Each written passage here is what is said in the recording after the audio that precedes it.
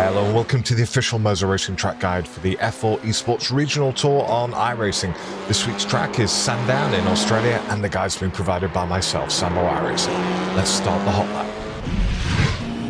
Here we are smashing it down the main straight, looking for our entry into turn 1. Now Sandown looks like it's a very simple track, but it is actually quite tricky with some of these corners. Right, so we're going to be going midway between the 100 and the 50. We go on the brakes at about 75%, down to 4th gear, nice and early on the gas.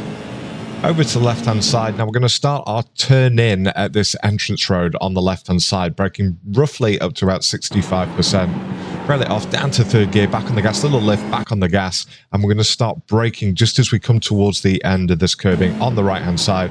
Brake up to about 40%, back on the gas in 2nd gear.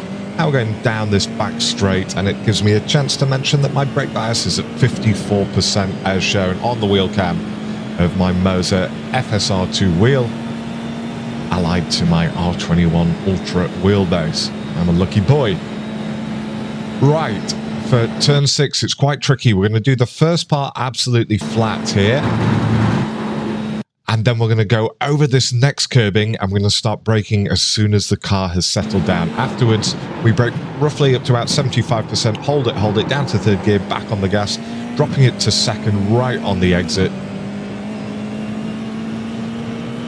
You always feel like you've got more time than you end up.